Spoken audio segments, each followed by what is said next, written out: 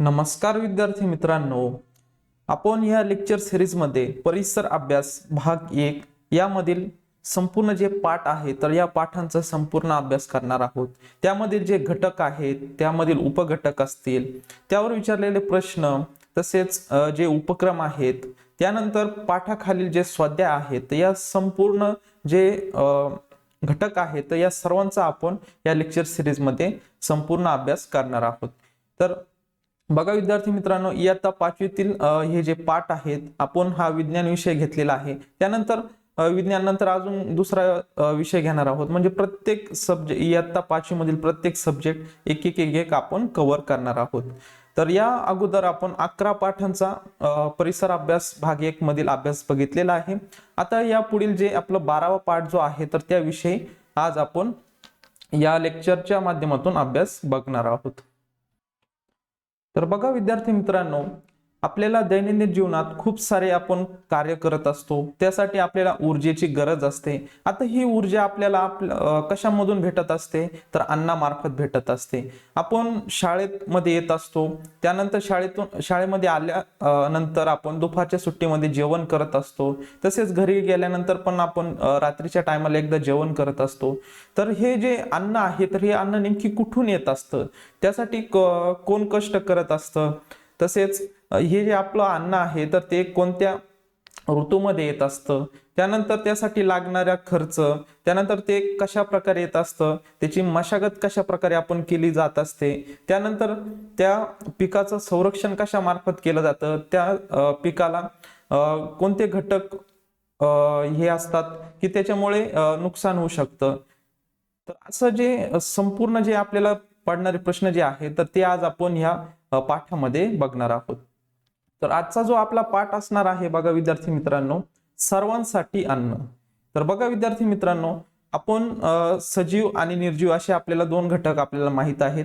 आता सजीवांना जगण्यासाठी अन्नाची गरज असते। आता हे सजीव म्हणल्यानंतर मानव झाला, त्यामध्ये पाळीव प्राणी आले, तसेच जंगली प्राणी, संपूर्ण जे सजीव आहेत ते सजीवांना जगण्यासाठी अन्नाची गरज असते व त्याचे अन्नामार्फत ते आपली ऊर्जा तयार करत असतात व आपलं जीवन हे जगत असतात।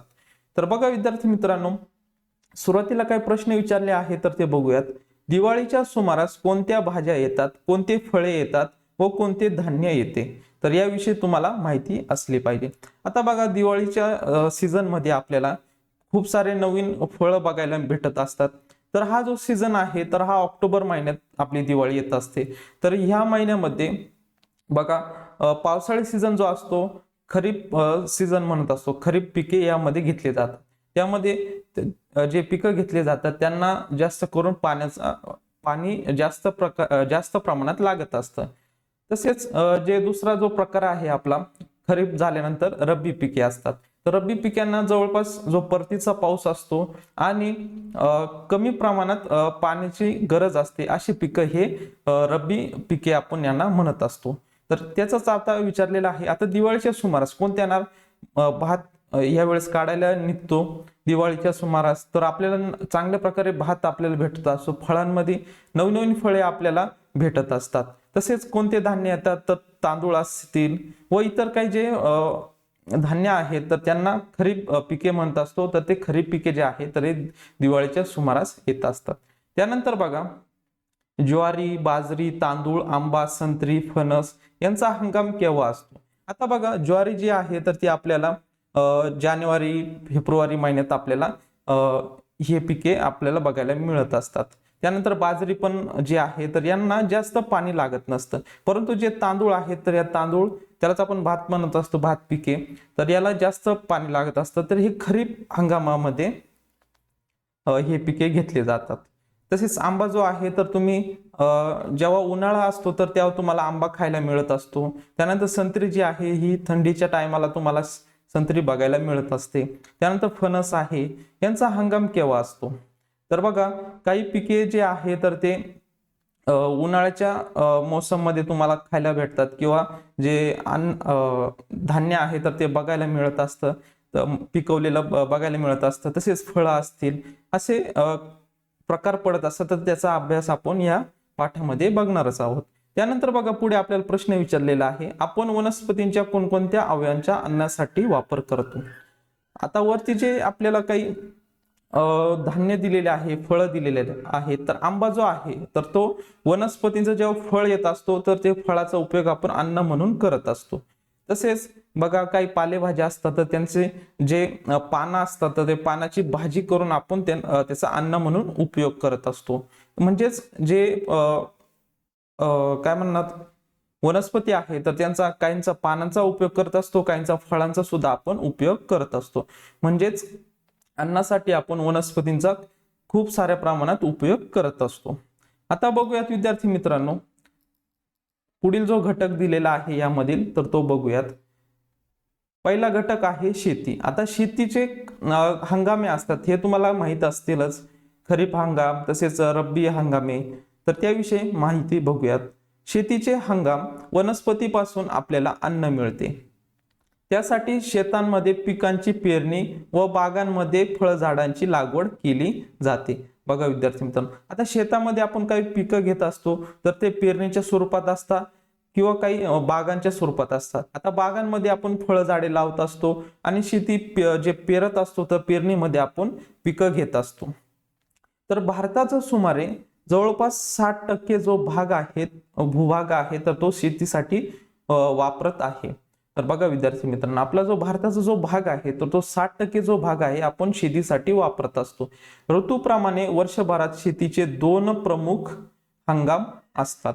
तर बघा विद्यार्थी मित्रांनो, ऋतूप्रमाणे वर्षभरात 2 प्रमुख हंगामे असतात. तर ते कोणते आहेत तर बघा, जून ते ऑक्टोबर पर्यंतचा जो हंगाम आहे त्याला आपण खरीप हंगाम म्हणत असतो आणि या हंगामात पावसाच्या पाण्याचा प्रत्यक्ष वापर केला जातो.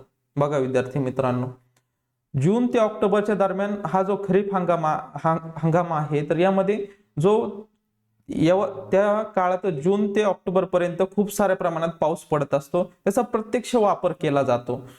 यावेळेस डायरेक्ट वरून जेव्हा आपल्याला ढगामधून पाऊस पडत असतो तर डायरेक्ट त्याचा उपयोग आपण शेतासाठी, शेतातील पिकांसाठी किंवा बागातील फळझाडांसाठी आपण करत असतो. म्हणजे याचा पाण्याचा प्रत्यक्ष वापर आपण करत असतो. त्यानंतर बघा, ऑक्टोबर ते मार्च या हंगामाला बघा, ऑक्टोबर, आता आपण वरती कोणता बघितलेला आहे, जून ते ऑक्टोबर, त्यानंतर ऑक्टोबर ते मार्च. आता ऑक्टोबर ते मार्च या हंगामाला आपण रब्बी हंगाम असे म्हणत असतो. या हंगामात जमिनीत मुरलेले पावसाचे पाणी व परतीचा मान्सून आणि पडणारे दव यांचा उपयोग केला जातो. बघा विद्यार्थी मित्रांनो, म्हणजेच जेव्हा मान्सून येत असतो, मान्सून आल्यानंतर जेव्हा परतीचा पाऊस येत असतो आपला परत जाताना, जेव्हा जे वारे येत असतात तर त्यावेळेस पाऊस पडत असतो, त्या पावसाचा उपयोग, तसेच जे दव असतात व जमिनीत जे मुरेल पाणी असतं, आता पाऊस पडून गेल्यानंतर खाली थोडंफार प्रमाणात पाणी शिल्लक असतं, त्या पाण्यावर हे पिकं घेतले जातात. तसेच परतीचा पाऊस आणि पडणारे दव यांचा वापर जो आहे तर तो रब्बी हंगामामध्ये केला जातो. याशिवाय मग उरलेले जे महिने आहे मार्च ते जून, ही जी पिके घेतली जाते त्याला आपण उन्हाळी पिके म्हणत असतो. तर बघा विद्यार्थी मित्रांनो, मुख्य 2 प्रकार पडतात, परंतु मग याशिवाय जे उरलेले महिने आहेत त्याला आपण काय म्हणत असतो, उन्हाळी पिके म्हणत असतो. तर असे खरीप हंगाम, रब्बी हंगाम आणि उन्हाळी पिके आपण याची माहिती बघितलेली आहे. म्हणजे जे आपले 12 जे महिने आहेत तर त्यांचा आपण 3 भागामध्ये म्हणजे हंगामांमध्ये आपण जे पिकं घेत असतो तर त्याची आपण माहिती बघितलेली आहे. आता बघा खाली आपल्याला विचारलेलं आहे, भात शेती कोणत्या हंगामात करतात. आता तुम्हाला याचं उत्तर नक्कीच येणार आहे. आता भात शेती तुम्हाला माहितच आहे, जेव्हा पाऊस येत असतो तर तेव्हा आपण पेरणी करत असतो. पाऊस कधी येतो, जून ते ऑक्टोबर महिन्यामध्ये, मग त्यालाच आपण काय म्हणत असतो, खरीप हंगाम असे म्हणत असतो. म्हणजेच आपली भात शेती जी आहे तर ती खरीप हंगामामध्ये आपण घेत असतो. आता त्यानंतर बघा पुढील घटक अभ्यासूयात, शेतीची कामे. पुढील जो आपला घटक आहे शेतीची कामे. आपल्या शेतातील पीक चांगले वाढावे असे प्रत्येक शेतकऱ्याला वाटते. पीक चांगले वाढेल तर त्यापासून त्याला उत्पन्नही, एक मिनिट, तर बघा विद्यार्थी मित्रांनो, पीक चांगले वाढले तर त्यापासून त्याला उत्पन्नही अधिक मिळते. बघा विद्यार्थी मित्रांनो, शेतकरी काय करतो, शेतामध्ये पीक पिकवत असतो, तर त्यामध्ये जर त्याला चांगलं उत्पन्न घ्यायचं असेल, उत्पन्न जर आलं तर त्याला नक्कीच जास्त पैसे मिळतील. भरघोस शेती उत्पादनासाठी उत्तम जमीन, उत्तम बियाणे व खते तसेच पाण्याची उपलब्धता असावी. तर बघा विद्यार्थी मित्रांनो, आता पीक कधी येणार, जेव्हा पाऊस जो आहे किंवा पाणी जे आहे, तर ज्या प्रमाणात पिकाला लागत असतं, तर त्या प्रमाणात जर त्या पिकाला जर पाणी भेटलं किंवा खते भेटले किंवा चांगल्या प्रकारची आपण जे पेरणी करतो ते बियाणे असतील, तर ते चांगल्या प्रमाणात असतील, तर नक्कीच शेतकऱ्याला किंवा जो शेतकरी पीक घेत आहे तर त्याला नक्कीच चांगल्या प्रकारे उत्पन्न मिळणार आहे. आता त्यानंतर बघूयात, मशागतीसाठी कामे करणे आवश्यक असते. बघा विद्यार्थी मित्रांनो, आता ही मशागत म्हणजे काय, आता जेव्हा तुम्ही पेरणी करत असतात किंवा फळबागा लावत असतात, तर त्यामध्ये तुम्हाला वेळोवेळी तेथील येणारं जे गवत आहे ते अनुपयोगी आहे, म्हणजे तुम्हाला उपयोगात न येणार ते त्यामुळे काय होत असतं, जे पिकं आहेत तर ते पिकं वाढत नाही, त्यामुळे ते मशागत करावं लागत असते. तसेच त्याच्यावर येणारे कीटकांचा हे असेल तेव्हा फवारणी पण तुम्हाला करावी लागत असते. म्हणजे एकदा पीक घेतलं म्हणजे तुमचं काम संपलं का नाही, किंवा त्या शेतकऱ्याचं काम संपतं का नाही, तर त्याची व्यवस्थिशीर जोपासना त्याला करावी लागत असते. त्यामध्ये त्याला खूप सारे मशागतीचे कामं करावी लागत असतात. त्याचबरोबर शेतातील पिकांचे संरक्षण करावे लागत असते. तर बघा, पीक घेतल्यानंतर त्याच्यावर कधी आळी येऊ शकते, आळी पडतात, किंवा जे काही पक्षी आहे तर ते पक्षी जे पीक आहे तर ते पिकाची नुकसान करत असतात. त्यामुळे शेतकऱ्याला खूप सारे पिकांचं संरक्षण करावं लागत असतं. आणि शेवटी हाती आलेल्या धान्याची सुरक्षित साठवण करावी लागत असते. बघा विद्यार्थ्यांनो, जेव्हा शेतातून जे धान्य आहे तर ते धान्य भेटत असतं, मशागत करून पिकाचं संरक्षण करून शेवट जे उरतं शेतकऱ्याच्या वाट्याला, तर ते शेतकऱ्याच्या वाट्याला मिळालेलं धान्य जे आहे तर ते व्यवस्थित सुरक्षित साठवणूक त्याची करावी लागत असते. या सर्वच प्रक्रिया महत्वाच्या असतात. म्हणजेच शेती आपण जेव्हा करत असतो शेतकरी, तेव्हा त्याला बी जे पेरतो तर ते चांगल्या प्रकारचं असलं पाहिजे. त्यानंतर त्याला वेळोवेळी खतं पण भेटली पाहिजे. त्यानंतर त्याला ज्या प्रमाणात पाणी लागत आहे तर त्या प्रमाणात पाणी सुद्धा भेटलं पाहिजे, तेव्हाच त्याचं चांगलं पीक येत असतं. आता पीक आल्यानंतर मशागतीचे खूप सारे कामं पण करावं लागत असतात. ते कामं केल्यानंतर पिकांचं संरक्षण पण करावं लागत असतं, वेळोवेळी शेतात चक्कर पण मारावी लागत असते. त्यानंतर जे प्राणी असतील, पक्षी असतील, शेतांचं नुकसान करत असतात, त्यांच्यापासून संरक्षण करावं लागत असतं. आणि त्यानंतर मग जेव्हा ते धान्य येत असतं मग त्याचं सुरक्षित साठवणूक सुद्धा करावी लागत असते. मग बघा किती शेतकऱ्याला खूप सारे कामं करावं लागत असतात, तेव्हा कुठं आपल्याला ते अन्न जे आहे तर ते अन्न भेटत असतं. या सर्वच प्रक्रिया ज्या आहेत तर त्या महत्वाच्या असतात. आपल्या देशाची लोकसंख्या वाढत असली तरी सर्वांच्या अन्नाची गरज भागवली जात आहे. शेतीच्या सुधारित पद्धतीचा वापर केल्यामुळे हे शक्य झालेलं आहे. बघा, शेतीचा सुधारित पद्धत जी आहे, नवनवीन ज्या पद्धती येत असतात तर त्याचा उपयोग केल्यामुळे आपण आपल्या देशाची जरी लोकसंख्या वाढत असली तरी आपण त्यांना अन्न पुरवू शकतो. आता बघा विद्यार्थी मित्रांनो, आता पुढील घटक बघूयात, पारंपरिक शेती. आता पुढील जो घटक आहे आपला पारंपरिक शेती. पूर्वपार पद्धतीने शेती करताना बैलाने ओढायचे नांगर औत वापरत असे. तर बघा विद्यार्थी मित्रांनो, ग्रामीण भागामध्ये आपल्याला अजून सुद्धा अशा पद्धतीचा वापर केलेला आपल्याला दिसून येत असतो. बैल असायचे, त्यानंतर त्यांच्या नांगराने जमीन नांगरली जात असे व त्यानंतर तिथे पीक घेतलं जात असे.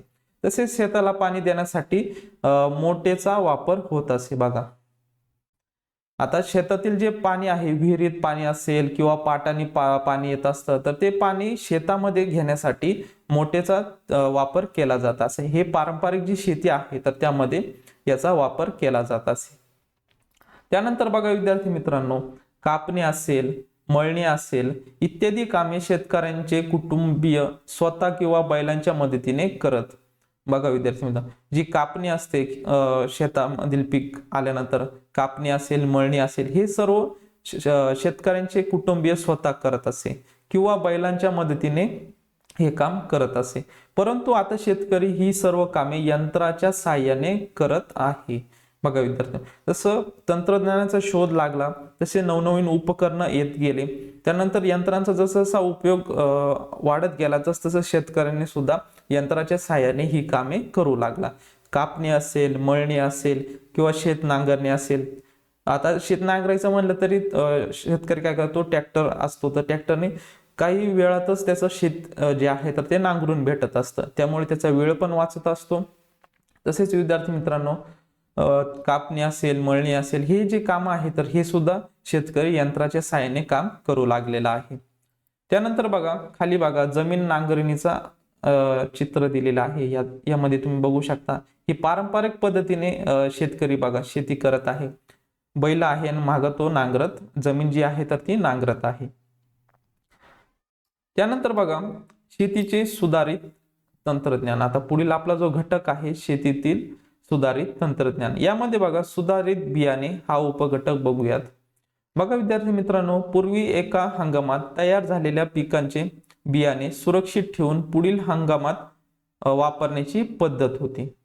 आता बघा ह्या हंगामामध्ये, आता हा जो खरीप हंगाम आहे, यामध्ये पिकं जे घेतली जातात तर त्याचे काही बियाणे ना शेतकरी काय करत असे तर साठवून ठेवत असे व त्याचा उपयोग पुढील वर्षी पुढील हंगामामध्ये उपयोग करत असे. त्यापासून मिळणारे उत्पन्न जे होते तर ते कमी प्रमाणात होते. तर बघा विद्यार्थी मित्रांनो, जेव्हा अशा प्रकारे जेव्हा शेतकरी करत असेल ते पीक जे आहे तर ते जपून ठेवत असे व त्या किंवा बियाणे असतील त्यांचा उपयोग पुढील हंगामात करत असे, पण त्यामुळे जे उत्पन्न मिळत होतं ते कमी प्रमाणात भेटत होतं. आता संशोधन करून सुधारित बियाणे तयार केली जाते. ज्वारी, गहू, भात, भुईमूग अशा प्रकारे पिकांचे सुधारित बियाणे बाजारात मिळते.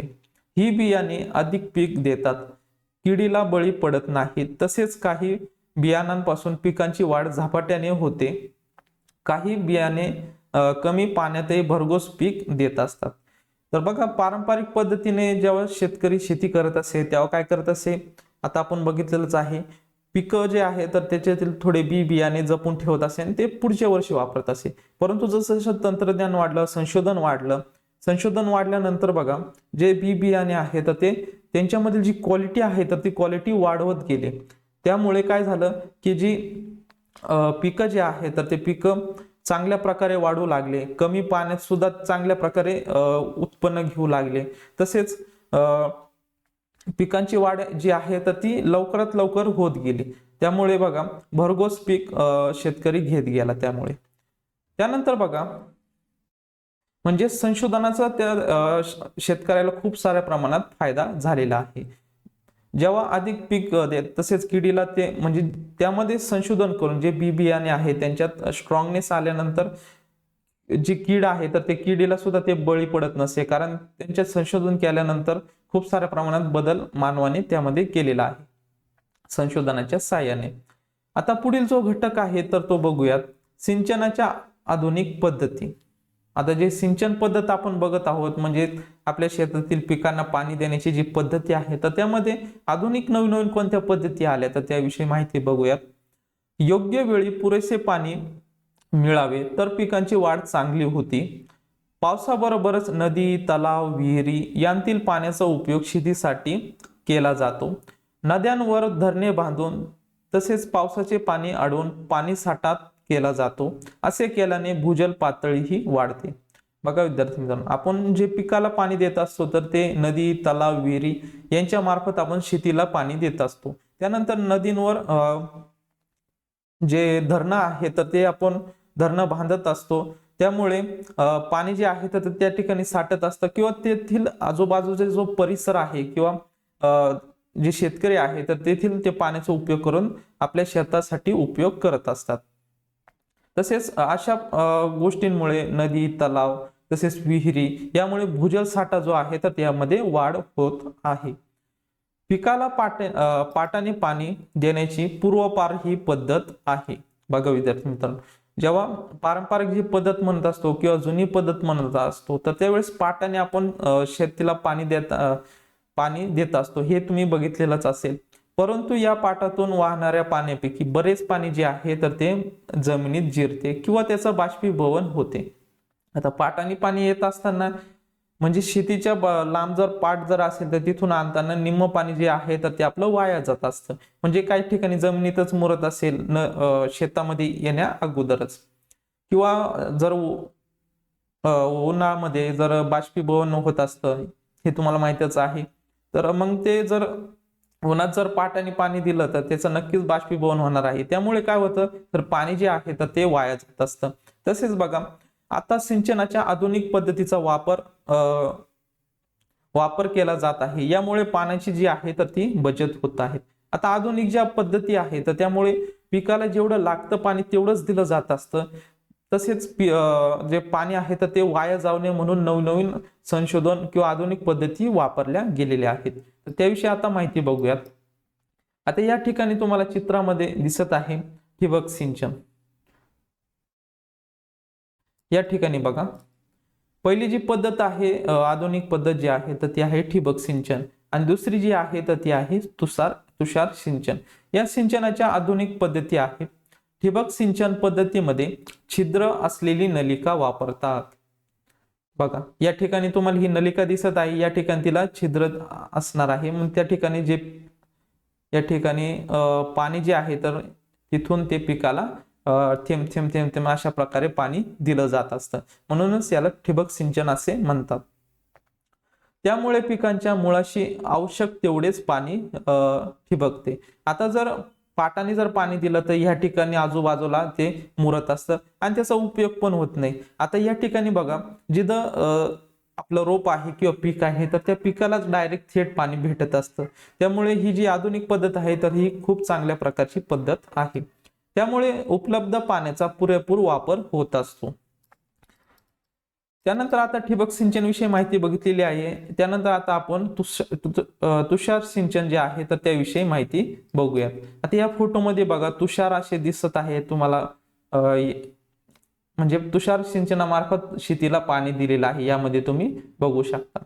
त्यानंतर बघा, तुषार सिंचन पद्धतीमध्ये लहान मोठ्या कारंज्यामधून पिकांवर पाणी फवारले जाते. आता यामध्ये फवारणी सारखीच दिसत आहे तुम्हाला बघा. तर अशा प्रकारे ज्या पिकांना जास्त पाणी लागतं तर त्यांना तुषार सिंचन आपण वापरत असतो. तर त्या कारंज्या मार्फत आपण त्यांना पाणी देत असतो. त्यानंतर बघा, आपल्याला काही खाली प्रश्न विचारलेले आहे, माहिती मिळवा. ज्वारीच्या सुधारित बियाण्यांची 2 नावे तुम्हाला लिहायची आहे. आता आपण ग्रामीण भागातील आहेत काही विद्यार्थी, काही शहरी भागातील आहेत. तर तुम्ही याचं जे सुधारित बियाणे आहे तर यांची आपल्या आजोबा असतील, वडील असतील, तर यांच्याकडून नवीन जे सुधारित बियाणे आहे तर त्यांची नावं शोधायची तुम्हाला आहे. तर हे तुम्हाला होमवर्क असणार आहे. शेतकरी मोठ वापरण्यासाठी कोणाची मदत घेत असतात? बघा, शेतकरी मोटाच्या सहाय्याने आपण वरती बघितलेलंच आहे, या ठिकाणी शेतीला पाणी देण्यासाठी मोटेचा वापर करत असे. तर या ठिकाणी त्यावरच प्रश्न विचारलेला आहे, शेतकरी मोट वापरण्यासाठी कोणाची मदत घेत असत? तर साहजिकच आहे, बैलांची मदत घेत असे. आजकाल जमिनीखाली पाणी कसे उपसतात? आता जमिनीखालचे जे पाणी आहे तर ते आपण मोटारीने किंवा त्याला आपण बोरवेल पण म्हणत असतो, त्या मार्फत आपण पाणी जे आहे तर ते मोटरीच्या साहाय्याने उपसत असतो. त्यानंतर आता पुढील जो घटक आहे खतेविषयी आपण आता माहिती बघूयात. बघा विद्यार्थी मित्रांनो, जमिनीमध्ये 30 पिके घेतली, 30 म्हणजे परत 30 पिके घेतले तर जमीन जी आहे तर ती सुपीकता कमी होत जाते.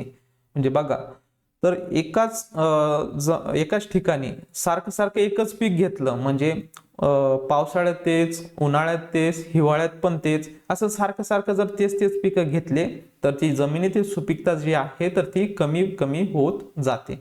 म्हणून आपल्याला मातीमध्ये खते मिसळून मातीची जी सुपीकता आहे तर ती वाढवावी लागते. तर अशा वेळेस काय होत असतं, 30-30 पिके जर घेतली तुम्ही तर जमिनीची जी सुपीकता आहे तर ती कमी होत असते. पण परत आता जमिनीची सुपीकता त्या लेवलला आणण्यासाठी किंवा सुपीक जमीन बनवण्यासाठी आपल्याला खतांची मदत घ्यावी लागत असते. मग जमिनीमध्ये खते टाकून किंवा खते मिसळून आपण जमिनीची जी सुपीकता आहे तर ती वाढवत असतो. पिकांना योग्य त्या पोषक द्रव्यांचा पुरवठा होतो. नैसर्गिक खते आणि रासायनिक खते अशी दोन प्रकारची खते असतात. आता तुम्ही म्हणशाल की जमिनीमध्ये खतं मिसळावे लागतात, त्यामध्ये काही नैसर्गिक खते असतात, त्यामध्ये आपल्याला शेणखत माहित असेल, गांडूळ खत माहित असेल किंवा जे काय असतील आता त्याची माहिती तर बघणारच आहोत. तसेच रासायनिक खते पण असतात, तर ते पण आपण शेतीमध्ये खूप साऱ्या प्रमाणात वापरत असतो. त्याविषयी एक एक माहिती घेऊयात. सुरुवातीला आता नैसर्गिक खते काय आहे तर त्याविषयी माहिती बघूयात. नैसर्गिक खते ही निसर्गात उपलब्ध असलेल्या पालापाचोळा व शेण अशा पद्धतीचा वापर करून मिळवत असतो.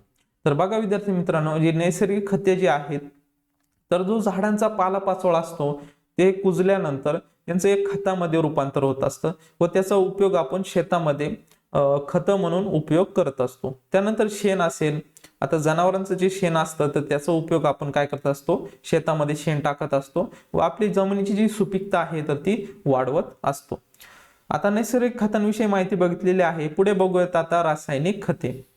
आता बघा, रासायनिक खते ही कृत्रिम खते सुद्धा त्याला म्हणत असतो. म्हणजे हे मानव स्वतः तयार करत असतो म्हणून त्याला आपण कृत्रिम खते सुद्धा म्हणत असतो. आता वरील जी खते जी आहे, पालापाचोळा आहे किंवा शेण आहे तर ते आपल्याला नैसर्गिकरित्या आपल्याला भेटत असतं. परंतु जे रासायनिक खते आहे तर ते आपण स्वतः, जे मानव जे आहे तर तो तयार करत असतो, त्याला कृत्रिम खते पण आपण म्हणत असतो. या खतांमध्ये शेतीला उपयुक्त अशा विविध रासायनिक घटकांचा नेमक्या प्रमाणात केलेले मिश्रण असते. आता बघा, जमिनीला ज्या प्रमाणात लागणार आहे त्या प्रमाणात जे मिश्रण आहे त्या खतांचं, विविध रासायनिक घटकांचं नेमक्या प्रमाणात जेवढं प्रमाण लागत आहे, ज्या जमिनीला जे घटक लागणार आहे तर ते ज्या प्रमाणात लागणार आहे त्या प्रमाणातच तुम्हाला उपलब्ध करून दिलं जात असतं. आता बघा, पूर्वपार शेती पद्धतीमध्ये शेणखत, तसेच लेंडी खत, हिरवळीचे खत, कंपोस्ट खत अशा नैसर्गिक खतांचा वापर केला जाईल. परंतु उत्पादनात शीघ्र व अधिक वाढ होण्यासाठी वापरलेल्या रासायनिक खतांचा वापराचे तोटेही लक्षात येऊ लागले. बघा विद्यार्थी मित्रांनो, त्याचे शेणखत आहे, लेंडी खत आहे, हिरवळीचे खत आहे आणि कंपोस्ट खत आहे. आता हे नैसर्गिकरित्या भेटत असतं, त्यामुळे जमिनीचं जे उत्पन्न आहे तर ते लवकर भेटत नसे. परंतु त्यामुळे शेतकऱ्यांनी काय केलं की रासायनिक खतांचा वापर केला.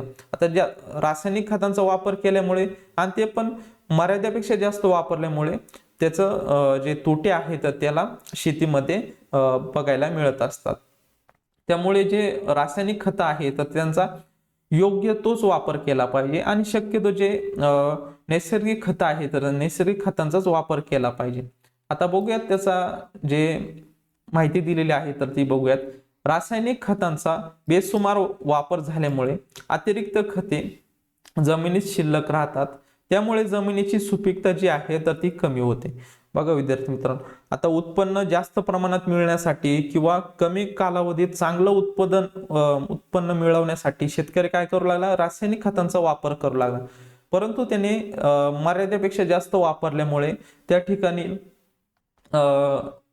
जे पिकं आहे तर ते पिकं येत गेले. परंतु काही असा वेळ आला की त्यावेळेस जमिनीची सुपीकता आहे तर ती कमी होत गेली. त्यामुळे अशा जमिनीत धान्य उत्पादन जे आहे तर नंतर ते घटत गेले. काही काळ जो होता तर त्या ठिकाणी चांगल्या प्रमाणात उत्पन्न आलं, परंतु जास्त वापर केल्यामुळे काय झालं तर जमिनीची जी सुपीकता आहे तर ती सुपीकता कमी झाली. त्यामुळे साहजिकच काय झालं तर ते धान्याचं उत्पादन आहे तर ते घटत गेलं. शेतीसाठी पाण्याचा अतिवापर केल्याने जमीन शारपड होत आहेत. बघा विद्यार्थी मित्रांनो, आता शेतीसाठी जे शेतीमध्ये आपण जे उत्पन्न घेत असतो किंवा ते आपण पिकं पिकवत असतो तर त्याला जे पाणी लागत असतं ते काही प्रमाणातच लागत असतं. काही पिकांना खूप साऱ्या प्रमाणात, त्यानंतर काही जे पिकं आहेत तर त्यांना कमी प्रमाणात लागत असते. परंतु शेतीचा पाण्याचा अतिवापर केल्याने जमीन जी आहे तर ती शारपड होत असते. म्हणजे जास्त प्रमाणात जर तुम्ही पाणी दिलं एखाद्या जमिनीला तर ती जमीन जी आहे तर ती नक्की शारपड जमीन होत असणार आहे. ज्या भागामध्ये मुबलक प्रमाणात पाणी उपलब्ध आहे त्या ठिकाणी शारपड जमिनीचे प्रमाण वाढलेले दिसून येते. उदाहरणार्थ धरण क्षेत्रालगतच्या ज्या जमिनी आहे तसेच नदी काठच्या जमिनी आहे तर त्या शारपड जमिनी झालेल्या आपल्याला बघायला मिळत असतात. आता तुम्ही तुमच्या गावाला नदी असेल किंवा एखादं धरण असेल तर त्या ठिकाणी बघा त्याच्या आजूबाजूला तुम्हाला जे शेतीच्या जमिनी असतील तर त्या ठिकाणी प्रमाणापेक्षा जास्त त्यांना पाणी भेटत असतं. सगळ्या ऋतूंमध्ये ज्या ऋतूमध्ये कमी लागत असतं त्या ऋतूमध्ये सुद्धा त्या जमिनीला खूप साऱ्या प्रमाणात पाणी भेटत असतं. अशामुळे तिथल्या जमिनी नाही का तर आपल्याला शारपड झालेल्या दिसून येत असतात. त्यानंतर बघा विद्यार्थी मित्रांनो, जमिनी शारपड झाल्यास मातीचे परीक्षण करून जमिनीतील कमतरता भरून काढण्यासाठी आवश्यक ते घटक टाकता येतात. त्यामुळे जमिनीची सुपीकता जी आहे तर ती वाढत असते. बघा विद्यार्थी मित्रांनो, आता जेव्हा मग शारपड जमीन होत असते तर नक्कीच आपलं उत्पन्न काय होणार आहे तर ते घटणार आहे. तर मग अशा वेळेस त्याची भर काढण्यासाठी त्याच्यातली कमतरता जी आहे तर ते कोणकोणते घटक त्या जमिनीमध्ये कमी आहे तर हे आपल्याला कशामुळे कळणार आहे. आपलं मातीचं परीक्षण जेव्हा आपण करणार आहोत तर तेव्हा आपल्याला कळणार आहे की आपल्या मातीमध्ये किंवा त्या जमिनीमध्ये कोणते घटक कमी प्रमाणात आहे तर ते आपल्याला शोधून काढावे लागणार आहे. आणि ते घटक भरून काढण्यासाठी आपण नक्कीच खतांचा वापर करून त्यातील जी सुपीकता आहे तर ती वाढवू शकतो. परंतु त्यात वेळ आणि पैसा वाया जात असतो. त्यामुळे जमिनी शारपड होऊ नये म्हणून पाणी व रासायनिक खतांचा अतिवापर टाळणे चांगलेच. बघा विद्यार्थी मित्रांनो, जमिनी ज्या शारपड होऊ नये अशासाठी जास्त प्रमाणात पाणी पण नसलं पाहिजे आणि जास्त प्रमाणात रासायनिक खतांचा पण वापर केला जास्त प्रमाणात रासायनिक खतांचा अतिवापर पण टाळला पाहिजे. त्यामुळे काय होणार आहे तर शारपड जमिनी होणार नाही. आता शारपड जमीन जेव्हा होणार नाही मग चांगलंच उत्पन्न नक्कीच तुम्हाला पाहायला भेटेल. मग जर शारपड जमिनी होऊ नये टाळण्यासाठी आपल्याला काय करावं लागणार आहे तर मुबलक प्रमाणातच पाणी म्हणजे जेवढं लागेल जमिनीला तेवढंच पाणी दिलं पाहिजे किंवा पिकांना जेवढं पाणी लागणार आहे तेवढंच दिलं पाहिजे. आणि रासायनिक खतांचा जेवढी गरज आहे तेवढंच दिलं पाहिजे. जास्त प्रमाणात खत देणे टाळलं पाहिजे. त्यानंतर आता बघणार आहोत पुढील घटक आहे पिकांचे संरक्षण. आता पिकांचे संरक्षण याविषयी माहिती बघूयात. आता आपण पिकं घेतो शेतीमध्ये, त्यामध्ये काही वाढ झाल्यानंतर काही ठराविक वाढ झाल्यानंतर त्याला आळी किंवा कीड लागलेले आपल्याला दिसून येते किंवा काही रोग त्याच्यावर पडत असतात. तर त्यामुळे काय होत असतं तर ते आपल्या पिकांचं नुकसान होत असतं. यावर उपाय म्हणून कीड आणि रोग जंतू मारणारी कीटकनाशके पिकांवर फवारली जातात. आता बघा विद्यार्थी मित्रांनो, जातात किंवा बियाणे पेरण्याआधी त्यांवर औषधे चोळतात. आता जे आपण सुरुवातीला पिकं पेरणी करत असतो म्हणजे बियाणे घेत असतो शेतामध्ये पेरत असतो तर त्यावेळेस त्या बियांना कीड लागू नये किंवा त्याचं नुकसान होऊ नये किंवा त्याच्यावर रोग पडू नये त्यासाठी अगोदरच त्याच्यावर आपण काय करत असतो तर काही औषधं भेटत असतात आपल्याला बाजारात बघायला भेटत असतात खतांच्या दुकानामध्ये. तर ते बियांना चोळले जातात. त्यामुळे ते बियाणे आहे तर त्यांची जी क्षमता आहे रोगांना लढण्याविषयी किंवा किडीविषयी लढण्यासाठी तर त्याची रोगप्रतिकार शक्ती जी आहे तर ती वाढवली जात असते. त्यानंतर मग पीक आल्यानंतर त्या पिकामध्ये अगोदर काही फवारणी केल्यामुळे त्याच्यावर जी कीड लागणार आहे तर ती कीड आपण टाळू शकतो किंवा जे रोग पडणार आहे तर ते टाळू शकतो. त्यासाठी आपण वेळोवेळी फवारणी पण करत असतो. म्हणजेच पिकांवर जे कीटकनाशके मारण्यासाठी जे रोग पडेल असतात किंवा कीड पडलेले असतात ते आपल्या पिकाला नुकसान करू नये यासाठी आपण काय करत असतो तर फवारणी करत असतो. म्हणजेच आपण फवारणीच्या माध्यमातून आपल्या पिकांचं संरक्षण करत असतो. या चित्रामध्ये तुम्ही बघू शकता हे जे शेतकरी आहे तर ते काय करत आहे पिकांना काय करत आहे फवारणी मारत आहे. त्यामुळे त्यांच्या पिकांचं संरक्षण होणार आहे. त्यानंतर आता पुढील जो घटक आहे धान्याची साठवण. आता बघा शेतामध्ये धान्य पेरल्यानंतर त्यानंतर त्याची मशागत व्यवस्थित केल्यानंतर किडीपासून तसेच रोगापासून धान्याचे संरक्षण केल्यानंतर आता पुढील जो भाग असतो तर तो असतो धान्याची साठवण. त्यानंतर जे पीक येत असतं, आता पीक आल्यानंतर सर्वात मोठा प्रश्न पडतो की जे पीक आलेलं आहे शेतातलं तर ते कुठे साठवलं पाहिजे, कोणत्या प्रकारे साठवलं पाहिजे, त्याचं नुकसान होऊ नये त्यासाठी कोणती काळजी घेतली पाहिजे. आता त्याविषयी माहिती बघूयात. शेतीतील उत्पादन वाढवण्याबरोबरच शेतीतून मिळणारे धान्य नीट साठवणे हेही तितकेच महत्वाचे असते. तर बघा विद्यार्थी मित्रांनो, शेतीमध्ये उत्पन्न निघालं पण आता त्यास जे उत्पन्न निघलेलं आहे किंवा जे धान्य भेटलेलं आहे तर ते एखाद्या चांगल्या ठिकाणी साठवलं पाहिजे, जेणेकरून त्या पिकाचं संरक्षण धान्य जे आहे तर त्याला कीड लागली नाही पाहिजे, त्याचं संरक्षण झालं पाहिजे. धान्य साठवण्यासाठी कोणती पद्धत वापरतात? बघा विद्यार्थी मित्रांनो, धान्य आता साठवायचं आपल्याला जर साठवायचं असेल तर त्यासाठी कोणती पद्धत आपण वापरत असतो. एखादं गोदाम असेल, आपण गोदामामध्ये सुद्धा आपण धान्य साठवत असतो. त्यानंतर बघा शेतकरी कोणकोणत्या पद्धती वापरतात. शेतकरी हाती आलेले धान्य उन्हात चांगले पहिले वाळवून घेतो व पोत्यात भरत असतो. आता जे आपल्याला धान्य भेटलेलं आहे तो सुरुवातीला काय करणार, उन्हामध्ये त्याला ठेवणार, त्यानंतर ऊन लागल्यानंतर ते वाळून घेणार, वाळून घेतल्यानंतर पोत्यात भरत असतो. ही पोती घरात किंवा विक्रीनंतर गोदामांमध्ये किंवा दुकानांमध्ये मोठ्या प्रमाणात साठवली जात असतात. आता म्हणजे धान्य आलं तर शेतकरी काय करत असतो, विक्रीसाठी बाजारात आणत असतो. त्यानंतर ते गोदामामध्ये आपल्याला साठवणूक केलेली दिसत असते किंवा दुकानदाराच्या मोठ्या दुकानांमध्ये मोठ्या प्रमाणात आपल्याला साठवलेलं दिसून येत असतं. त्यानंतर बघा साठवलेले धान्याची नासाडी दोन प्रकारे होत असते. बघा विद्यार्थी मित्र, आता हे जे धान्य साठवलेलं आहे तर ते कोणत्या दोन प्रकारे त्याची नासाडी होऊ शकते, तर बघा कीड मुंगी लागू शकते, त्यानंतर उंदीर व घुशी यांच्यामुळे धान्याची खूप नासाडी होत असते. आता जे आपण धान्य साठवलेलं आहे तर ते कीड किंवा मुंगी जे आहे तर ते काय करत असतं, त्यांच्या अन्नाची गरज भागवण्यासाठी तर ते काय करत असतं, कीड किंवा मुंगी जे आहे तर ते धान्यातून जे पोत्यामधून धान्य आहे तर ते नेत असतात. त्यामुळे काय होत असतं, ते धान्य आहे तर ते बाकीचं खराब होत असतं. तसेच उंदीर आहे, घुशी आहे, हे पण त्यांच्या अन्नासाठीच त्यांचा उपयोग करत असतात, परंतु त्यामुळे सुद्धा धान्याची खूप साऱ्या प्रमाणात नुकसान होत असते.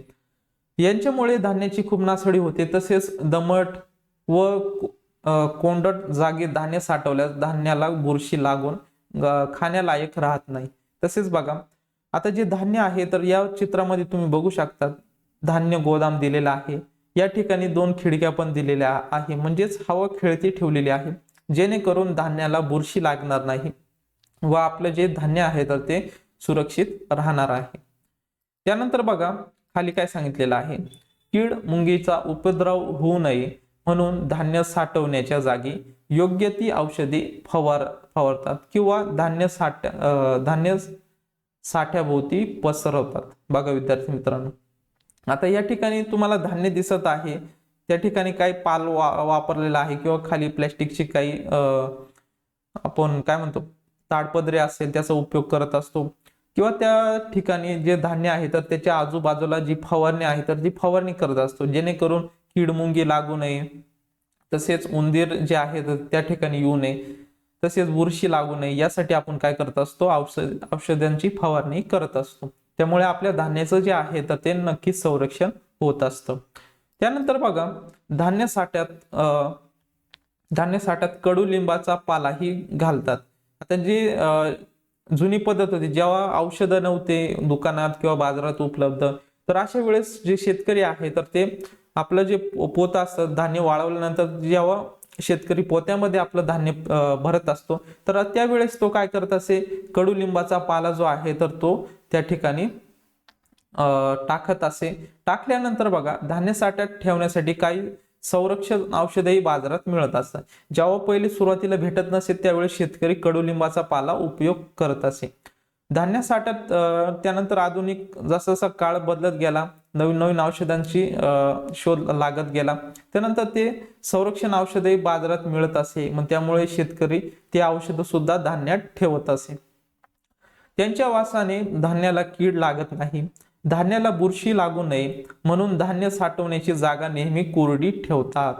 बघा विद्यार्थी मित्रांनो, धान्य आपण ज्या ठिकाणी साठवलेलं आहे त्या ठिकाणी ओलावा नसला पाहिजे, सतत ती जागा जी आहे तर ती कोरडी असली पाहिजे, याची आपण काळजी घेतली पाहिजे. तसेच तेथे हवा खेळती राहील याची काळजी सुद्धा आपल्याला घ्यावी लागत असते. त्यासाठी आपण खिडकीच्या साहाय्याने आपण हवा खेळती ठेवू शकतो, जेणेकरून आपलं जे धान्य जे आहे साठवलेलं धान्य तर ते व्यवस्थित राहणार आहे. आता या ठिकाणी बघा, खाली काही तुम्हाला विचारलेलं आहे, जरा डोके चालवा. कंगणी, कणगी किंवा कुडाच्या टोपल्यांचे धान्य साठवण्यासाठी उपयोग केला असता काय फायदा होतो? तर बघा विद्यार्थी मित्रांनो, कणगी किंवा कुडाच्या टोपल्यांचे जे धान्य आहे ते साठवण्यासाठी उपयोग केला असता काय फायदा होतो? तर ते आपण ती एक धान्य साठवण्याची सुद्धा एक पद्धत आहे. त्यामुळे जे कीड मुंगी असेल तर त्यापासून संरक्षण होत असतं. तसेच उंदीर त्या ठिकाणी आतमध्ये शिरकाव करत नाही, त्यामुळे नक्कीच ते धान्याचं संरक्षण होणार आहे. त्यानंतर बघा, अन्न संचय आणि पर्यावरण संवर्धन, पुढील जो आपला घटक आहे तर अन्न संचय आणि पर्यावरण संवर्धन. आता बघा, आपल्याला जीवन जगत असताना खूप साऱ्या प्रमाणात अन्नाची गरज असते. आता अन्न आपण लगेच गेलो शेतात आणि आपण घेतो असतो का? तर नाही. तर ते भेटल्यानंतर एका ठिकाणी आपण साठवत असतो, आपल्या घरात आपण आणून ठेवत असतो, जेणेकरून आपल्याला जेव्हा लागेल तेव्हा आपल्याला उपलब्ध होत असतं. तसं बघा, माणसाप्रमाणे इतर काही सजीव अन्न साठा करतात. विविध सजीव अन्न साठा करण्याची पद्धत वेगवेगळी असते. उदाहरणार्थ मुंग्यांसारखी कीटक अन्नाचा संचय करतात. तसेच मधमाशा फुलांतून मिळवलेला मकरंद मधाच्या स्वरूपात पोळ्यामध्ये साठवून ठेवत असतात. तर बघा विद्यार्थी मित्रांनो, आपण जे सजीव आहेत, आपल्याला जशी अन्नाची गरज आहे तसेच इथं कीटक असतील, प्राणी पक्षी असतील, तर यांना सुद्धा जगण्यासाठी त्यांना अन्न साठा जो आहे तर त्यांना साठवावा लागत असतो. तर त्यामध्ये मुंग्या ज्या आहेत, आपण म्हणतो धान्याला कीड लागली किंवा मुंग्या लागल्या, तर त्या काय करतात, आपल्याला जसं अन्न साठवायचं आहे तसं त्यांची पण गरज असते. त्यामुळे ते काय करत असतात, आपलं जे धान्य आहे तर त्यामधून ते धान्य काय करत असतात, लपून नेत असतात व कुठेतरी साठवून ठेवत असतात, जेणेकरून त्यांना भविष्यामध्ये जेव्हा अन्नाची गरज लागेल तेव्हा त्या ठिकाणी ते वापरत असतात. तसंच आपण पण सेम तसंच करत असतो. तसेच मधमाशांचं उदाहरण घ्यायचं ठरलं तर मधमाशा काय करतात, फुलांमधून मकरंद साठवून ठेवत असतात व त्या मधमाशांच्या पोळ्यामध्ये ते साठवून ठेवत असतात व त्यांचा उपयोग ते नंतर जेव्हा त्यांचा वय जेव्हा होत असतं त्यावेळेस ते निवांत त्यामधील जो मध आहे तर ते मध पेत असतात व त्यांचं पुढील जे जीवन आहे तर ते जगत असतात. म्हणजेच ते पण अन्नाचा साठा करत असतात. खारी सुद्धा वृक्षांच्या बिया साठवून ठेवत असतात. आता तुम्हाला खारुताई माहित असेल, या ठिकाणी दिलेलं आहे. वरती तुम्हाला ही मधमाशी आहे आणि खाली जी आहे तर ती खारुताई आहे. तर ती काय करत असते, तर बिया साठवून ठेवत असते. अशा प्रकारे अन्न संचय केल्यामुळे प्राण्यांना आवश्यक त्या वेळी अन्न उपलब्ध होऊ शकते. आता खारुताई काय करत असते, बी बियाणे आहे तर ते जमिनीत कुठेतरी लपून ठेवत असते.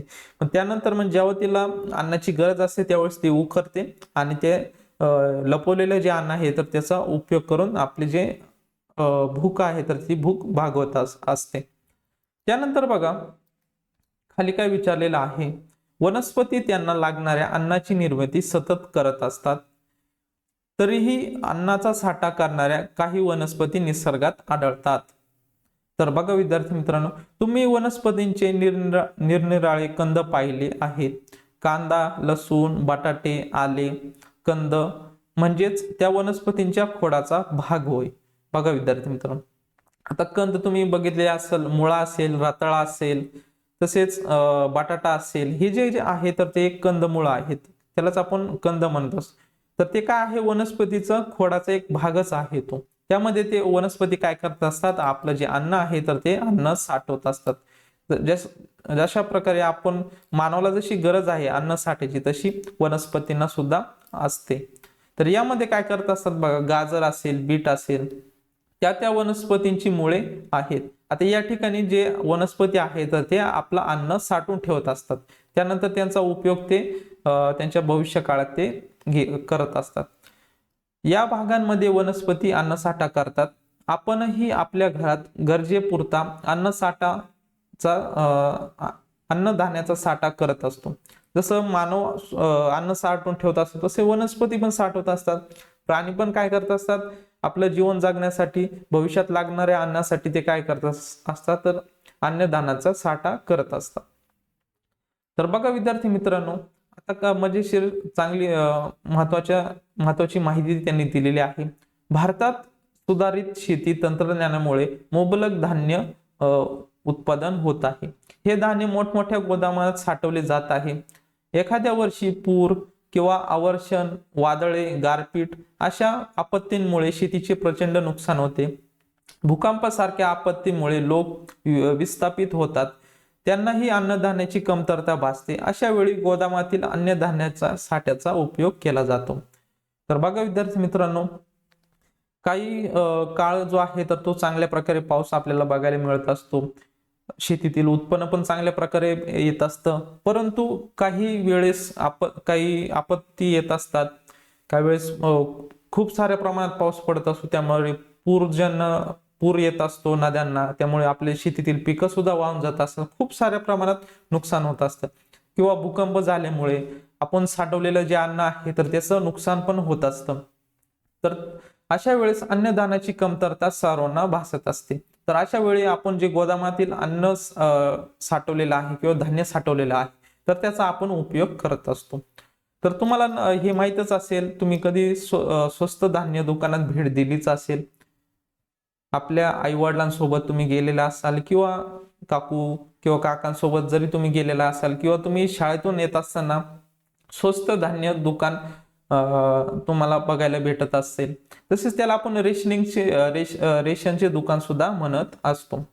रेशनिंग व्यवस्था जाणून घेण्यासाठी तुमच्या परिसरातील स्वस्त धान्य दुकानाला तुम्हाला भेट द्या. कोणकोणते धान्य प्रकार मिळतात ते पहा. तर आता रेशनच्या दुकानात गहू भेटत असतो, तांदूळ भेटत असतो, तसेच भरड धान्य पण आपल्याला बघायला भेटत असतं. तर हे जे धान्य आहे तर त्या ठिकाणी आपल्याला साठवलेलं दिसत असतं. आता हरित क्रांतीविषयी आपल्याला माहिती दिलेली आहे, त्याविषयी माहिती बघूयात. आज आपला देश अन्नधान्या संदर्भात स्वावलंबी झालेला आहे. त्याचबरोबर गरजेहून अधिक पिकलेले धान्य आपण परदेशात निर्यात करू शकतो. आपल्या देशात धान्य उत्पादनात झालेली प्रचंड वाढ हरित क्रांती नावाने ओळखली जाते.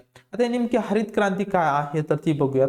आता हरित क्रांतीमुळे आपला जो देश आहे तर त्यामध्ये खूप साऱ्या प्रमाणात आपलं शेतीचं उत्पन्न जे आहे तर ते वाढलेलं आहे. तर त्यालाच आपण हरित क्रांती ह्या नावाने ओळखत असतो. तसेच आपल्याकडे आता एवढं धान्य साठा आहे की आपण परदेशात सुद्धा निर्यात करत असतो. त्यामुळे आपल्याला देशाला खूप साऱ्या प्रमाणात जो पैसा आहे तर त्या मार्फत पैसा भेटत असतो. वैज्ञानिक, विज्ञान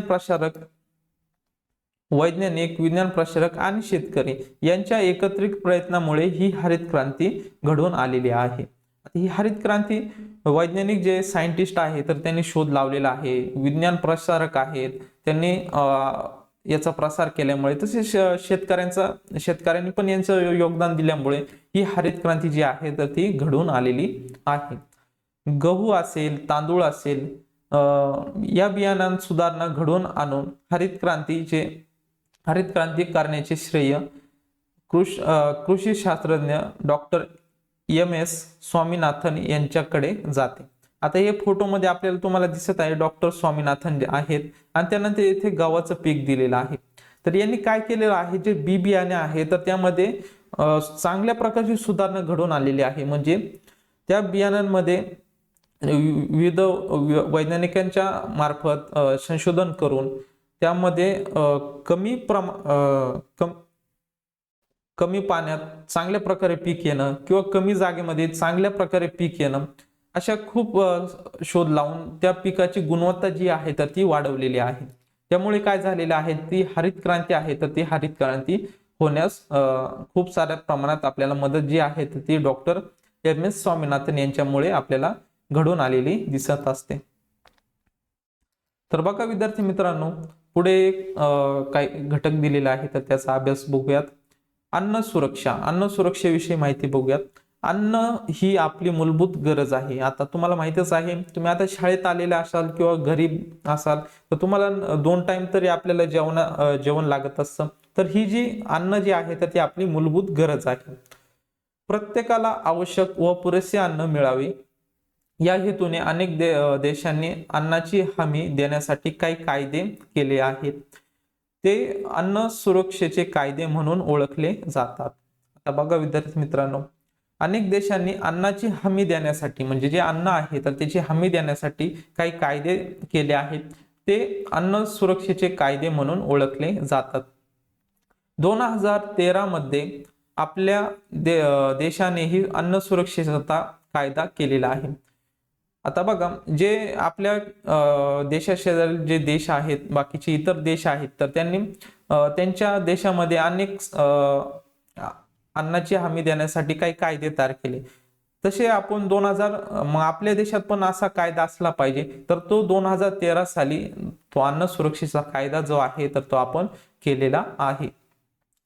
यामुळे कुपोषण तसेच उपासमार, भूकबळी इत्यादी समस्यांचा सामना करणे शक्य झालेले आहे.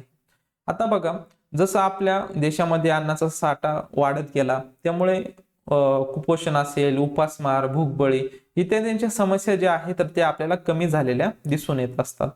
तसेच आपले जे स्वस्त धान्य दुकान आहे तर त्यामध्ये कमी पैशामध्ये म्हणजे 2 रुपये किलो गहू आणि 3 रुपये किलो तांदूळ याप्रमाणे धान्य वाटप केले जात असते. तर त्यामुळे जे कुपोषण आहे, उपासमार, भूकबळी याचे प्रमाण जे आहे तर ते आपल्या देशामध्ये कमी प्रमाणात झालेले दिसून येत असते. तसेच विद्यार्थी मित्रांनो, आता पुढील घटक आहे कृषी सहाय्यक उपक्रम. आता नेमकी कृषी सहाय्यक उपक्रम जो आहे तर त्याविषयी माहिती घेऊयात. या उपक्रमाद्वारे शेतकऱ्यांना शेती संबंधित आधुनिक तंत्रज्ञान, जलसिंचन सोयी, सुधारित बियाणे, विविध खते व कीटकनाशकांचा वापर इत्यादी माहिती मिळते. शेतकरी आता हवामानाचा अंदाज, शेतीविषयक माहिती कृषी सहाय्यक केंद्रातून मिळवतात. बघा विद्यार्थी मित्रांनो, आता कृषी सहाय्यक उपक्रम जे आहे तर ते कृषी सहाय्यक जे केंद्र आहे तर त्यांमार्फत शेतकऱ्यांना काय केलं, विविध माहिती दिलेली जाते. आधुनिक जे तंत्रज्ञान आहे, नवनवीन जे तंत्रज्ञान येत असतात तर त्याविषयी माहिती जी आहे तर ते कृषी सहाय्यक केंद्रातून शेतकऱ्यांना मिळत असते. तसेच जलसिंचनाची सोय याविषयी माहिती शेतकरी काय करत असतो तर या केंद्रामार्फत घेत असतो. सुधारित नवनवीन बियाणे कोणकोणते आलेले आहेत त्याविषयी माहिती, तसेच आपल्या शेतामध्ये ते पिके सुद्धा कृषी सहाय्यक केंद्रामार्फत त्यांना माहिती भेटत असते. विविध खते, नवीन आलेले खते तसेच किती प्रमाणात वापरावे यासाठी माहिती सुद्धा या केंद्रातून त्यांना मोफत दिली जात असते. त्यामुळे शेतकरी हवामानाचा अंदाज घेऊन, म्हणजे हवामान जर वेगळं असेल तर ते पुढे मागे जे पीक आहे तर ते पुढे मागे घेत असतो. त्यामुळे जे पीक आहे तर ते पिकाचं पण संरक्षण होत असतं व शेतकऱ्याचं नुकसान पण टाळत असतं. तर बघा विद्यार्थी मित्रांनो, या ठिकाणी कृषी सहाय्यक केंद्रातून माहिती घेणारा शेतकरी हा शेतकरी जो आहे तो फोन लावून काय करत आहे, तो कृषी सहाय्यक केंद्र जे आहे तर त्यातून माहिती फोन मार्फत माहिती घेत आहे. म्हणजे किती प्रमाणात टाकावं, तसेच नवनवीन बियाणे कोणकोणते आले त्याविषयी सुद्धा माहिती तो फोनद्वारे या कृषी सहाय्यक केंद्रातून माहिती घेत असतो. याशिवाय त्यांच्या साठी शेती शाळा सुरू करण्यात आलेली आहे. बघा विद्यार्थी मित्रांनो, मग जे शेतकरी आहे तर शेतकऱ्यांना व्यवस्थित माहिती समजावी, खतांविषयी माहिती समजावी, तसेच शेतीला किती प्रमाणात पाणी पाहिजे, त्यानंतर कोणते खते किती प्रमाणात टाकली पाहिजे, तसेच नवनवीन जे यंत्रणा आलेली आहेत शेतीसाठी उपयोगी नवनवीन यंत्रणा जी आहेत किंवा आपण जे साहित्य वापरत असतो त्यामध्ये कोणकोणते बदल आलेले आहेत किंवा नवनवीन कोणते यंत्र बाजारात उपलब्ध आहेत की ज्याचा वापर करून तुम्ही चांगल्या प्रकारे शेती करू शकता, तो तुमचं उत्पन्न वाढवू शकता, तर त्याविषयी या शेती शाळांमध्ये त्यांना माहिती दिली जात असते. या शाळांत शेतकरी कुटुंबातील सदस्य शेतीविषयक नवीन तंत्रज्ञान शिकतात. कृषी उत्पन्न बाजार समित्यांच्या माध्यमातूनही प्रदर्शने भरवण्यात येत असतात.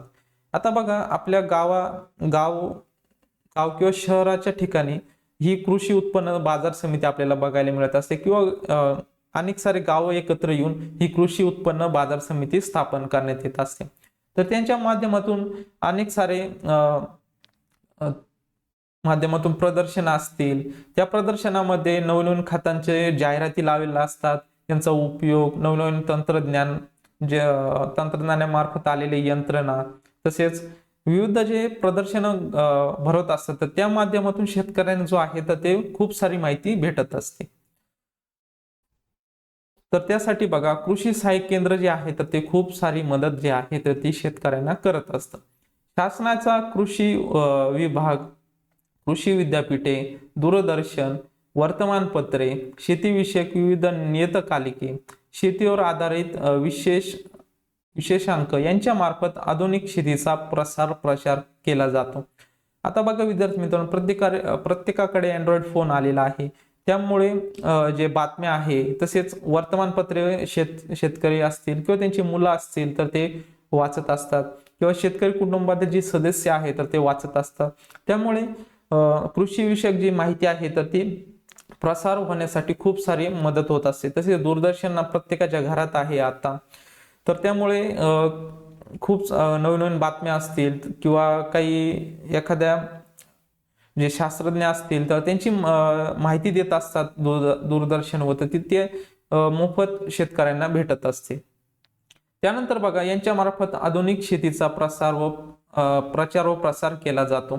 सर्व शेतकऱ्यांना सुधारित पद्धतीचा वापर, भरघोस उत्पन्न घेणे शक्य झाले आहे. संपूर्ण देशाला याचा फायदा होत आहे. नक्की जेव्हा आपल्या माहितीचा प्रसार व प्रचार होत असतो, वेगवेगळे माध्यम असतात, तर त्यामार्फत जेव्हा होत असतं, जसं शेतकऱ्यांना नवनवीन माहिती भेटत असते तर त्यामुळे शेतकऱ्याचं उत्पन्न नक्कीच वाढत असतं व शेतकऱ्यांना जसा फायदा होईल तसा देशाला पण आपल्या फायदा होत असतो. तर बघा विद्यार्थी मित्रांनो, आता पुढील जो घटक आहे सेंद्रिय शेती. तुम्हाला माहित आहे का तुम्हाला सेंद्रिय शेती? आता सेंद्रिय शेती म्हणजे काय याविषयी आता माहिती बघूयात. नैसर्गिक पदार्थ वापरून केलेल्या शेतीला सेंद्रिय शेती असे म्हणतात. आता नैसर्गिक पदार्थ जे आहेत म्हणजे निसर्गातच आपल्याला भेटत असतात, तर त्या पदार्थांचा वापर करून आपण शेती करत असतो, त्यालाच आपण सेंद्रिय शेती असे म्हणत असतो. हा पारंपरिक शेतीचा एक प्रकार आहे. आता जुनी जी पद्धत आहे आपली पारंपरिक शेती, तर त्यामध्ये सेंद्रिय शेतीचा वापर केला जातो. या शेतीमध्ये जमिनीतील पोषक तत्वे टिकून राहतात. अशा शेतीमध्ये वापरलेली कीटकनाशके ही आपल्याला शरीरावर दुष्परिणाम करत नाहीत. या शेतीमध्ये उगवलेले अन्नधान्य कसदार असते, याशिवाय ते चवीला उत्तम असते. त्यामुळे सेंद्रिय शेती करणे शेतकरी पसंत करू लागलेला आहे. तर बघा विद्यार्थी मित्रांनो, आता सेंद्रिय शेतीमध्ये नैसर्गिक खत जे आहेत तर त्यांचा वापर केला जात असतो. परंतु जे रासायनिक खतं आहेत तर त्या रासायनिक खतांमुळे काय होत असते, एक जास्त प्रमाणात वापर केला तर नक्कीच जमिनीची सुपीकता जी आहे तर ती कमी होणार आहे. त्यामुळे काय होणार आहे, नक्कीच उत्पन्न घटणार आहे व त्याचा परिणाम जो आहे ते खतं वापरल्यामुळे आपल्याला मानवी शरीरावर त्याचा दुष्परिणाम आपल्याला दिसून येत असतो. त्यामुळे जी सेंद्रिय शेती आहे तर त्याकडे शेतकरी वळलेला दिसून येत असतो. म्हणजेच ती आपली पारंपरिक पद्धत आहे तर त्याकडे वळलेला दिसून येत असतो. रासायनिक खतांचा जास्त वापर केल्यामुळे जे उत्पन्न आहे किंवा आपल्याला पिकं आहे तर ते पिकं जास्त कसदार नसतात. परंतु सेंद्रिय शेतीतील किंवा पारंपरिक शेतीतील जे पिकं जर तुम्ही बघितले तर ते नक्कीच उत्तम चवीला चांगले असतात आणि कसदार पण असतात. या शेतीमध्ये वनस्पतींपासून व प्राण्यांपासून मिळणाऱ्या खतांचा वापर केला जातो. या खतांमध्ये हाडांचा चुरा, मासळी, तसेच शेणखत, प्राण्यांच्या मलमूत्र, तसेच वनस्पती व प्राण्यांचे कुजलेले अवशेष यांचा उपयोग केला जात असतो. आता जे आपलं पारंपरिक शेती जी आहे तर नैसर्गिक आपण खतं जे वापरत असतो तर त्यामध्ये बघा वनस्पतीपासून आपण मिळत असतो, तसेच प्राण्यांपासून पण खतं मिळवत असतो. यामध्ये बघा हाडांचा चुरा असेल, मासळी असेल, शेणखत असेल, प्राण्यांचे मलमूत्र असेल, तसेच वनस्पती व प्राण्यांचे कुजलेले अवशेष यांपासून खतं तयार केली जातात व ती खतं जे आहे तर ती आपल्याला शेतीत वापरली जातात. त्यामुळे जे अन्न आहे चवीला चांगलं असतं, कसदार पण असतं. आपण हे बघितलेलंच आहे. जेव्हा जे आपले पारंपरिक पद्धतीने केली शेती त्याचं जे पीक येतं तर तेच खायला नक्कीच चवदार असतं. आता बघा, हे नेहमी लक्षात ठेवा, शेतीसाठी आवश्यक तेवढेच पाणी वापरावे. बघा विद्यार्थी मित्र, आपण बघितलेलं आहे, जर जास्त प्रमाणात जर पाणी वापरलं तर नक्कीच आपली जमीन जी आहे तर ती नापीक होणार आहे किंवा कमी उत्पन्न जे आहे तर ते आपलं घटणार आहे. त्याच्याविषयी आपण माहिती वरती बघितलेलीच आहे. रासायनिक खते, कीटकनाशके वापरताना काळजी घ्यावी. बघा विद्यार्थी मित्रांनो, जेव्हा आपण रासायनिक खते वापरत असतो किंवा कीटकनाशके वापरत असतो त्याचं जे प्रमाण दिलेलं आहे त्या प्रमाणातच आपल्याला त्याचा वापर केला पाहिजे किंवा त्यापेक्षा जर जास्त आपण वापर केला तर नक्कीच काय होणार आहे, आपलं उत्पन्न घटणार आहे किंवा आपले जी पिकं घेतलेली आहे तर त्याचं नुकसान होणार आहे. तसेच त्यांचा अतिरिक्त वापर टाळला पाहिजे. त्यानंतर बघा, आता आपण काय शिकलो आता बघूयात. शेतीचे खरीप व रब्बी असे दोन प्रमुख हंगामे आहेत. बघा, शेतीचे दोन खरीप आणि रब्बी हे प्रमुख हंगामे आहेत. आता उन्हाळ्यात तुम्ही का म्हणणार नाही, कारण उन्हाळ्यात जास्त करून पाणी आपल्याला उपलब्ध नसतं, त्यामुळे आपल्याला पिके घेण्यामध्ये खूप सारा वेळ जातो किंवा उत्पन्न जास्त प्रमाणात येत नसतं. म्हणून जास्त करून खरीप आणि रब्बी हे दोन आपले हंगामे असतात. सुधारित शेती तंत्रज्ञानामुळे अन्नधान्य उत्पादनात वाढ होते. आता जे सुधारित शेती तंत्रज्ञान आलेले आहे, नवनवीन शोध लागल्यामुळे त्यामुळे अन्नधान्य उत्पादनात काय झालेली आहे तर वाढ झालेली आहे. कृषी सहाय्यक उपक्रमाद्वारे शेतकऱ्यांना शेतीविषयक नवनवीन तंत्रज्ञानाची माहिती मिळत असते.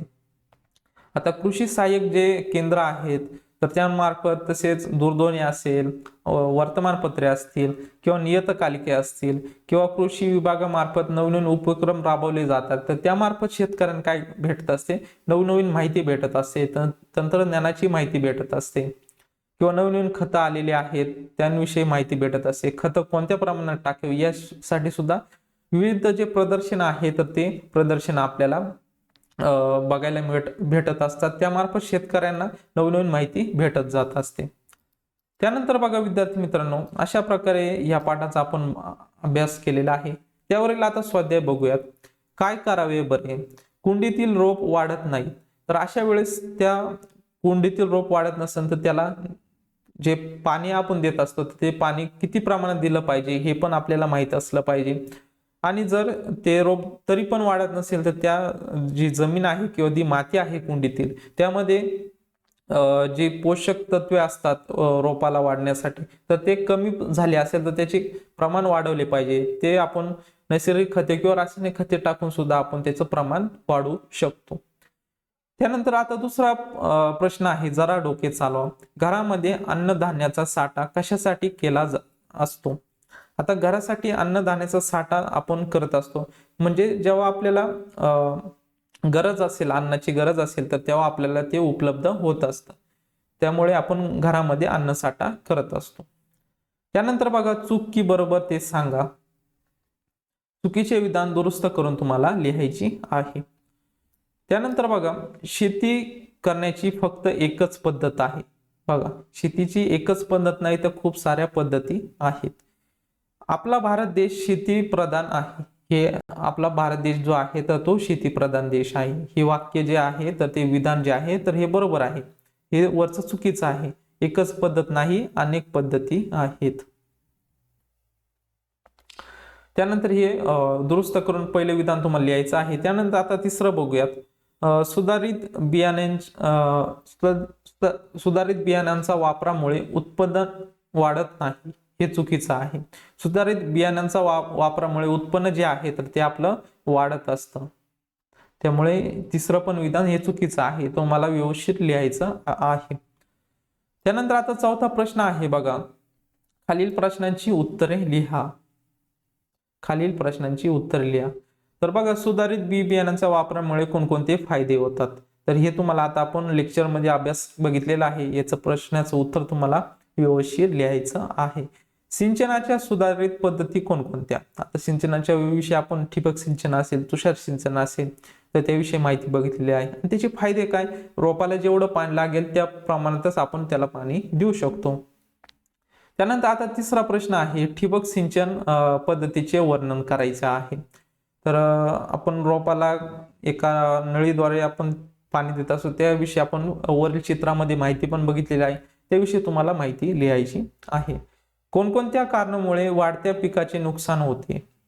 कोणत्या कारणामुळे वाढत्या पिकाचे नुकसान होतं? कीड लागणे किंवा रोग असतील तर त्यामुळे काय होत असते, पिकांचे नुकसान होत असते. किंवा जास्त प्रमाणात पाणी देणे किंवा खतांचा जास्त प्रमाणात वापर करणे यामुळे काय होत असते, तर पिकांचे नुकसान होत असते.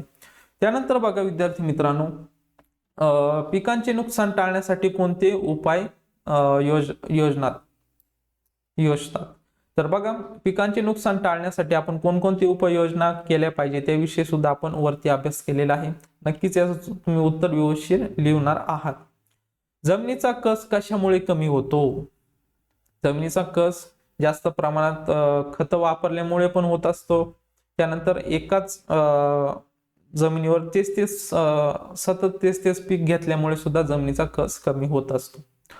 त्यानंतर बघा, आधुनिक तंत्रज्ञानामुळे शेतीच्या पद्धतीत कोणते बदल झालेले आहेत? आधुनिक पद्धतीमुळे शेतीमध्ये कोणकोणते बदल झालेले आहेत, त्यामुळे शेतकऱ्यांना कशा प्रकारे फायदा झालेला आहे यावर खूप सारी आपण माहिती बघितलेली आहे. तर याचे उत्तर व्यवस्थित लिहायचं आहे. त्यानंतर बघा, कोणत्या पद्धतीने धान्य टिकवता येते? धान्य टिकवण्यासाठी आपण गोदामाची पद्धत किंवा वेगवेगळ्या पद्धती वापरत असतो. त्यामध्ये शेजारी आपण काय करत असतो, फवारणी करत असतो, जेणेकरून आपल्याला धान्याला मुंगी तसेच इतर जे कीड लागू नये यासाठी आपण त्यावर फवारणी किंवा शेजारी आपण तशी औषधं फवारत असतो. कोणकोणत्या पद्धतीने धान्य टिकवता येते त्याविषयी तुम्हाला माहिती लिहायची आहे. शेतीसाठी पाणी कुठून उपलब्ध केले जाते? आता आपण पारंपरिक पद्धतीने पाटाने पाणी देत असतो, परंतु काही ठिकाणी पाट नसतो, काही ठिकाणी विहिरी पण असतात, काही शेती नदीच्या किनारे असतात. तर त्या ठिकाणाहून पाणी शेतीसाठी पाणी कुठून उपलब्ध केले जाते तर त्याविषयी तुम्हाला माहिती लिहायची आहे. त्यानंतर बघा, आता जोड्या जुळवा. दमट हवेतील धान्य साठा कोणता? त्यानंतर कोरड्या हवेतील धान्य साठा कोणता? धान्य साठ्यात औषधे ठेवणे याविषयी तुम्हाला ब मधील जोड्या जुळवायच्या आहे. तर बघा विद्यार्थी मित्रांनो, दमट हवेत जर धान्य साठा असेल तर नक्कीच त्याला काय लागणार आहे, बुरशी लागणार आहे.